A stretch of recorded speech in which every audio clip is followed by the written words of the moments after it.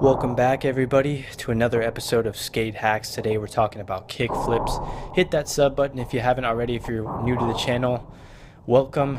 This is my skateboarding channel as far as trick tips go and just overall practice videos, just anything about the pure skateboarding. That's what we're into, skateboarding tricks. So I started this channel to help other people learn how to skateboard and just share my thoughts on skateboarding and tricks in general, just so you can get a glimpse into my mind, and hopefully it can help you learn how to skate as well. So with that being said, if this was somebody else's video, it may be like a 15-minute vlog, and then you have to kind of decipher, you have to go through the entire video to find where the actual tips are at. That's not what we do here at Skate Hacks. We're all about skateboarding, like I said. So today we're talking about kickflips, the 5 things you should not do if you want to learn how to kickflip. If you want to learn how to kickflip better, these are things that you should not do. You should leave behind. Now, I'm guilty of these things too as well. When I was learning how to kickflip, like many years ago, back in, I think in 4th grade or so, I was learning how to kickflip. I was guilty of some of these things, but I moved on from them. You know, it's kind of like using your training wheels and then moving on. These are things, 5 habits that you should definitely not hold on to if you want to learn how to kickflip better. So number 1 here, we're going to start out with putting your feet too close together. Now, you can see that I can land a kickflip here by putting my feet close together, but the problem with this is that if you just want a solid high kickflip with a good catch, you don't need that much sliding room. You don't need to put your feet that close together and start out even in the middle here. You may not think my feet are very close together here, but they're actually in the middle, and I think that that's too close. So maybe if you're trying to kickflip into a grind or something, that's a whole nother issue. But if you're just trying to do a basic kickflip and get a nice solid catch, you don't want to have your feet too close together. You don't need that much friction, that much sliding room to slide up off the front of the board. That's too much. I would say a little bit higher, below the front bolts, I would say, but you definitely don't need your feet that close together, like I said, if you want to get a nice solid catch on the kickflip.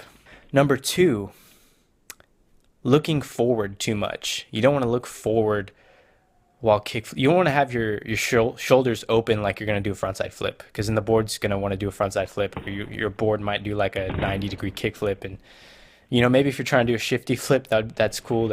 I would say, yeah, have your shoulders open if you're going to do a shifty flip. But a lot of people end up looking forward and having their shoulders open. You want your shoulders lined up with the board. Now, it's not wrong to look where you're going. You want to keep your eyes generally in that direction where you're going, but you want your shoulders lined up. You definitely don't want to have them open like you're going to do a frontside flip. Number 3, I used to see a lot of kids doing this growing up. I don't know if they still do this, but touching your hands on the ground. Now, touching your hands on the ground, like I said, I mean, if the shoe fits, wear it, but I wouldn't hold on to this habit, especially if you want to get better at your kickflips, because chances are you're not going to be able to touch your hands on the ground before kickflipping into a 50-50 or down a stair set. You could, but it's not likely. I definitely wouldn't recommend that, and you don't need that much power to get a kickflip. Number 4, you don't want to flip down with the front foot. When you flip down with the front foot, you may get a very fast flip, and that may be okay for trying a double flip or a triple flip or anything like that. But with a normal kickflip, you don't want to go that route. If you want to improve your kickflip, you want to get a better kickflip, you don't need to flick down. Flicking down is something you want when you're trying to get a lot of flips in there. So you can do a kickflip like this. Again, you can do a kickflip utilizing all of these methods here, but it's not good for improving your kickflip game. I'm not saying it's not possible, but especially flipping down here, you're going to get a small kickflip. It's not something you want to do if you want to tweak it or get a higher kickflip or anything like that. So try to avoid flipping down. And last but not least, separating the pop from the flip. Now, you don't want to pop and then flip. You don't want to think about popping and then flipping and separating them too much, because a kickflip is more about a smooth, synchronized action. As soon as you pop a kickflip, your front foot should already be sliding up the board and getting ready to flick out.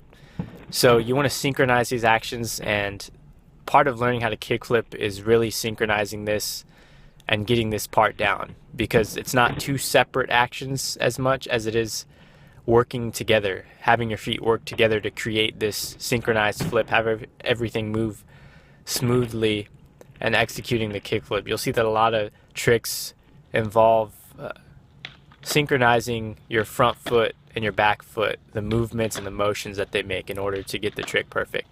So don't think of it as two separate actions as much as it is just combining these actions at the right times and getting used to that habit and forming that muscle memory so that you can get a better kickflip. So those are my tips, 5 things you should not do when learning how to kickflip. Share it with your buddies that are learning how to kickflip. Give this video a thumbs up if you like it. If you didn't, give it a thumbs down. Let me know what you like, what you don't like. Comment below your suggestions for future skate hacks videos. As always, thank you guys for watching. Appreciate the support. I'll see you next time.